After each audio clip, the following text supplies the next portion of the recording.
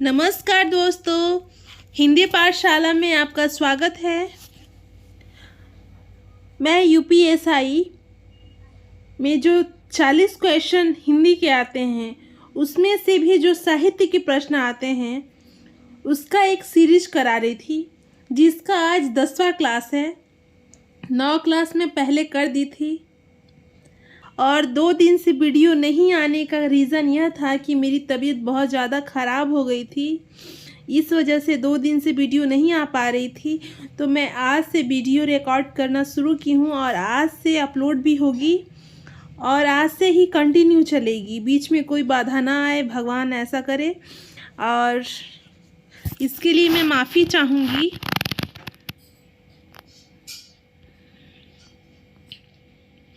तो ये वीडियो आप लोग के लिए बहुत बहुत इम्पॉर्टेंट है। अगर आप चाहते हैं कि आपका हिंदी में पूरा मार्क्स आए, मतलब 40 में 40, एक भी नंबर कम ना हो, तो यह वीडियो आप लोगों के लिए बहुत ही उपयोगी वीडियो है, क्योंकि इसमें सारे प्रीवियस ईयर के आए हुए क्वेश्चन हैं।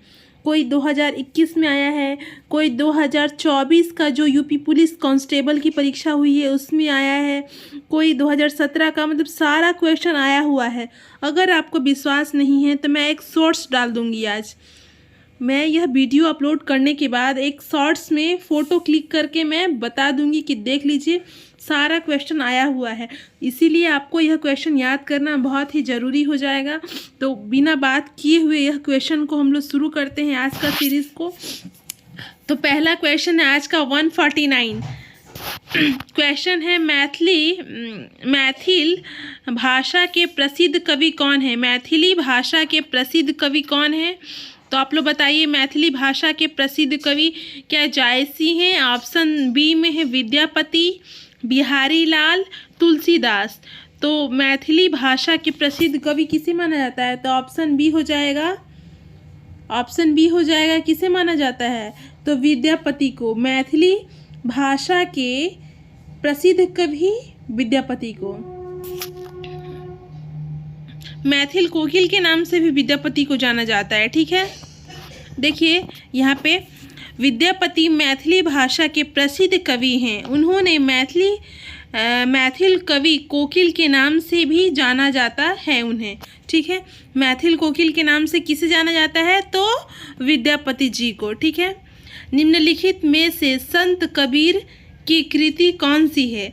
अब कबीरदास की कृति हम लोग पढ़े थे, आप लोगों को अगर याद होगा तो संत कबीरदास की कृति हम लोग पढ़े थे। ठीक है, तो इसमें से क्या है? यामा है, ऑप्शन बी है मृगावती है, ऑप्शन सी है सूर सरावली है, ऑप्शन डी है बीजक है। तो इसका आंसर सही क्या होगा?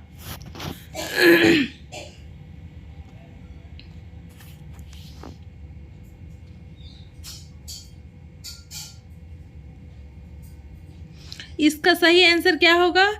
नंबर डी, बीजक। कबीरदास की जो कृति है बीजक है। इसमें बीजक में क्या क्या संग्रहित है नीचे देखते हैं। कबीरदास की रचनाओं को साखी, सबद और रामायणी में संकलित किया गया है, जिन्हें सामूहिक रूप से बीजक कहा जाता है। बीजक जो है वह साखी, सबद और रामायणी का एक भाग, मतलब कि इसी में बीजक में ही साखी, सबद और रामायणी संकलित की गई है। ठीक है, अगला क्वेश्चन है कामसूत्र निम्नलिखित में से किसकी रचनाएं हैं? ऑप्शन है ए नंबर वात्स्यायन का, बी नंबर है वाणभट्ट, सी नंबर है कौटिल्य और डी नंबर है भरत मुनि। तो जो कामसूत्र है किनकी रचनाई है? किनकी रचना है? तो वात्स्यायन का है। कामसूत्र किसकी है? तो वात्स्यायन की है। कामसूत्र वात्स्यायन की है। ठीक है, अगला क्वेश्चन हम लोग करेंगे।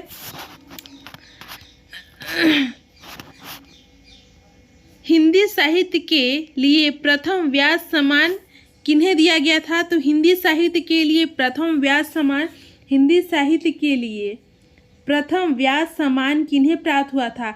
तो ऑप्शन है रामचंद्र शुक्ल, बी नंबर है धर्मवीर भारती, सी नंबर है शिव प्रसाद सिंह और डी नंबर है रामविलास शर्मा।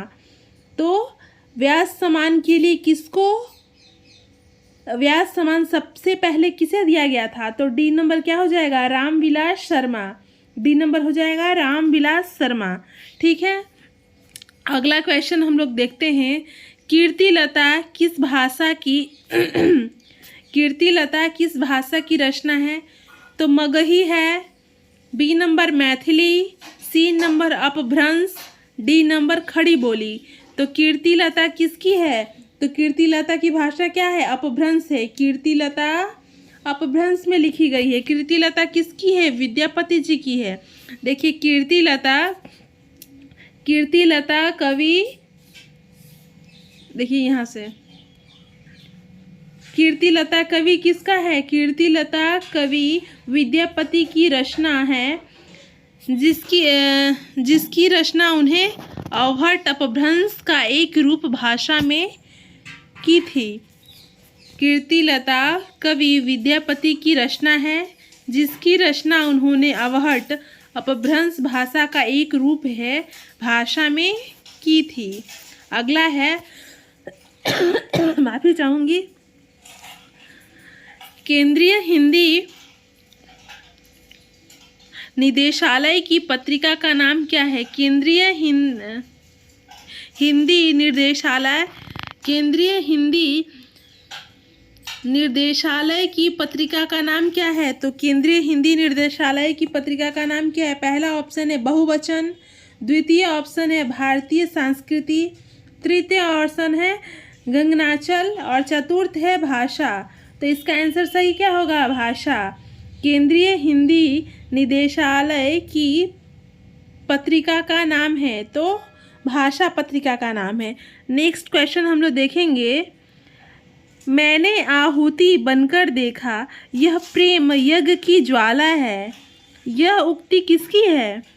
मैंने आहुति बनकर देखा, यह प्रेम यज्ञ की ज्वाला है। यह उक्ति किसका है? आप लोग बताइए। क्या सूर्यकांत त्रिपाठी निराला जी का है, या महादेवी वर्मा जी का है, या जयशंकर प्रसाद जी का है, या अगे जी का है? तो इसका राइट आंसर हो जाएगा डी, अगे जी का है।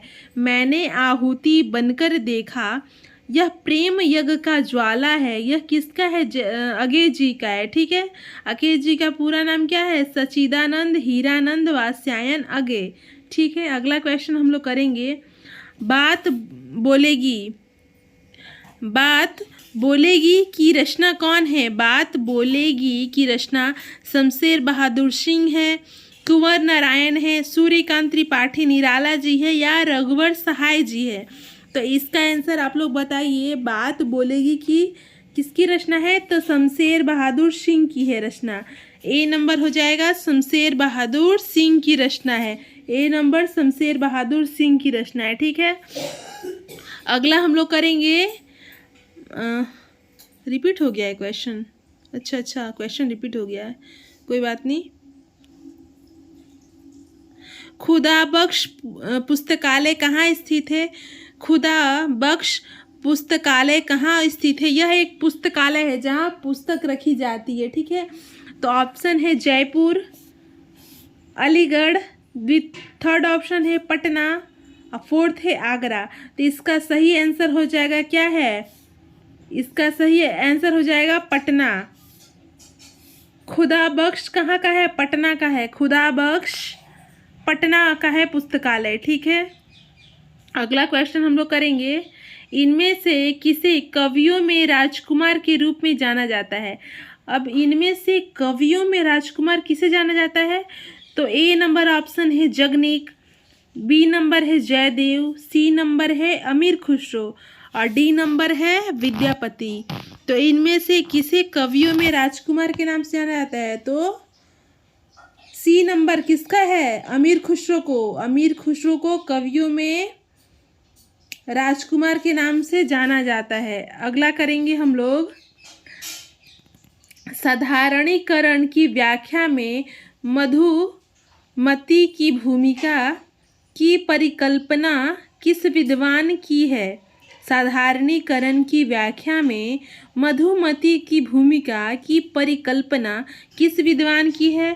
तो ऑप्शन है भगीरथ मिश्र, रामचंद्र शुक्ल, श्याम सुंदर दास, राममूर्ति त्रिपाठी।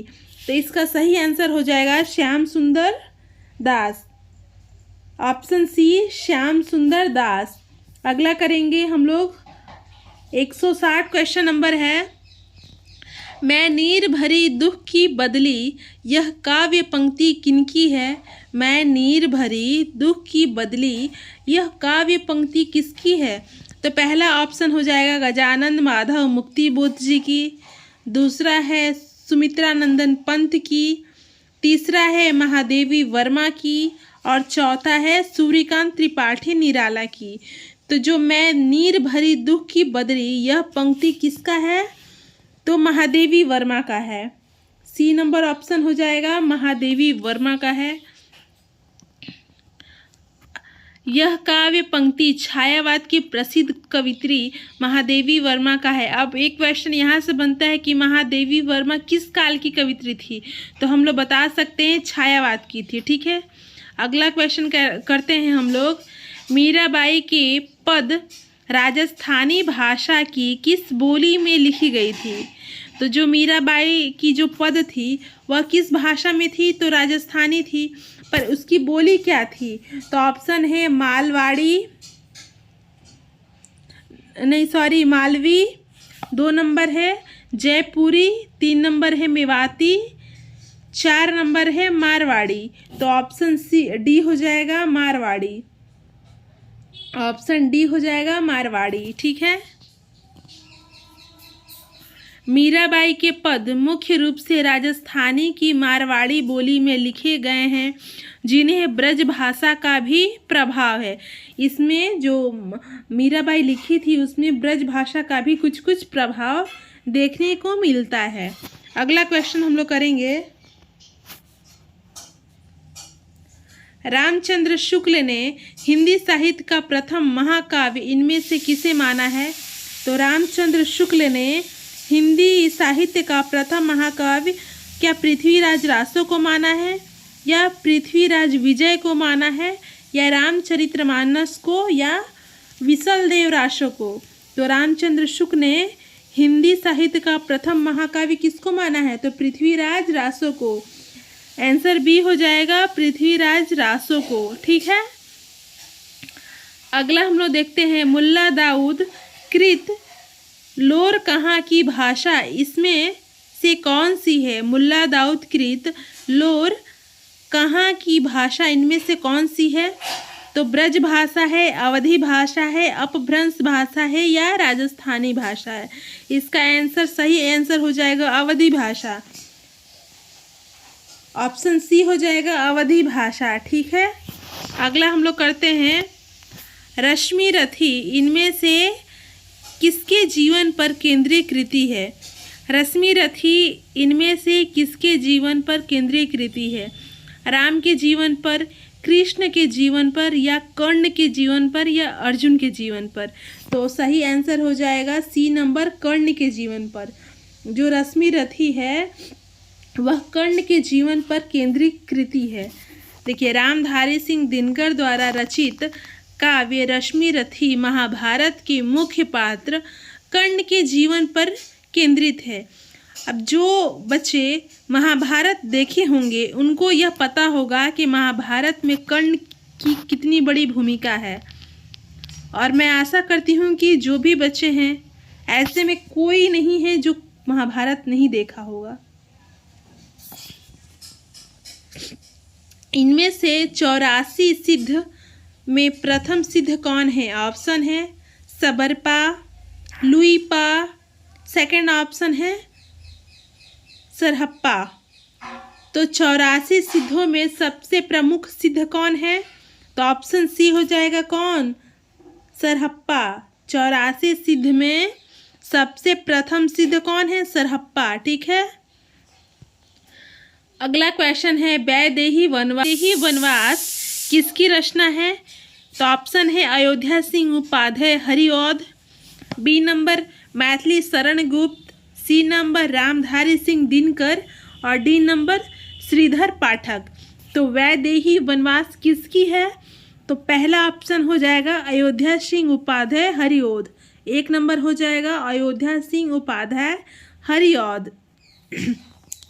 नेक्स्ट करेंगे कनौज प्रिया के रचनाकार कौन है? कनौज प्रिया, तो कनौज प्रिया के रचनाकार धर्मवीर भारती हैं या भगवती चरण वर्मा है या नागार्जुन है?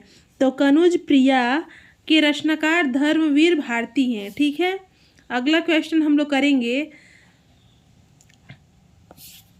अन्या और अनन्या आत्मकथा किसकी है?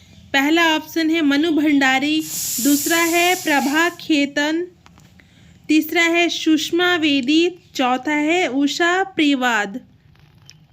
तो इसका सही ऑप्शन हो जाएगा प्रभा खेतान, प्रभा खेतान। ठीक है, अन्या अनन्या आत्मकथा किसकी है? तो प्रभा खेतान का। ठीक है, अगला क्वेश्चन हम लोग करेंगे जो कि मोस्ट इम्पॉर्टेंट क्वेश्चन है। इसमें आप लोग यह एकदम वेरी इम्पॉर्टेंट क्वेश्चन है। ठीक है, कितनी बार आया है मैं बता नहीं सकती, और कितना मतलब बहुत सारे एग्ज़ाम में यह क्वेश्चन आ चुका है, और यही पूछता है, इसका नाम तो अलग अलग करके पूछ देता है, ऊपर से इसको क्रम में लगाने के लिए बोलता है। इसीलिए मैं इसमें क्वेश्चन मतलब ऑप्शन नहीं दी हूँ, क्योंकि ऑप्शन अगर आएगा तो आप लोग कन्फ्यूज हो जाइएगा। तो मैं आपको कन्फ्यूज़ करने के लिए यह वीडियो नहीं बनाती हूँ। तो देखिए, प्रकाशन वर्ष की दृष्टि से डॉक्टर हरिवंश राय बच्चन की रचना का सही अनुक्रम क्या है? तो जो डॉक्टर हरिवंश राय बच्चन जी की जो रचनाएं हैं उनका क्रम बताना है। तो पहला क्या है? मधुशाला, मधुबाला, मधुकलश, निशा निमंत्रण। ऐसे ही याद रखिएगा आप लोग, मधुशाला, मधुबाला, मधुकलश, निशा निमंत्रण। तो इसका प्रकाशन वर्ष दिया है, मधुशाला का है 1935 में, मधुबाला का है 1936 में, और मधुकलश का है 1937 में, और निशा निमंत्रण का है 1938 में। मतलब लगातार दिया है 1935, 36, 37, 38। मधुशाला, मधुबाला, मधुकलश, निशा निमंत्रण। आशा करती हूँ कि यह आपको याद हो गया होगा। यह याद कर लीजिएगा क्योंकि यह बहुत महत्वपूर्ण क्वेश्चन है, बहुत ही महत्वपूर्ण है। अगला क्वेश्चन है, प्रभु जी तुम चंदन हम पानी किसका काव्य है? यह मैं पहले करा चुकी हूँ। कबीरदास का, दादू दयाल का, नानक का या रैदास का? सही आंसर हो जाएगा डी नंबर, रैदास। प्रभु जी तुम चंदन हम पानी, यह रैदास की वाक्य है, यह रैदास का वाक्य है। तो यहाँ पे आज हम लोग का सीरीज़ कंप्लीट होता है। मैं आशा करती हूँ कि यह आपको सीरीज़ याद करने में मदद करती होगी। अगर यह वीडियो आपके लिए मददगार है तो इस वीडियो को आप लाइक कीजिएगा, चैनल को सब्सक्राइब कीजिएगा और हमारे वीडियो को शेयर भी कीजिएगा, ताकि और भी बच्चे जुड़ सके और लाभ उठा सके। Thank you.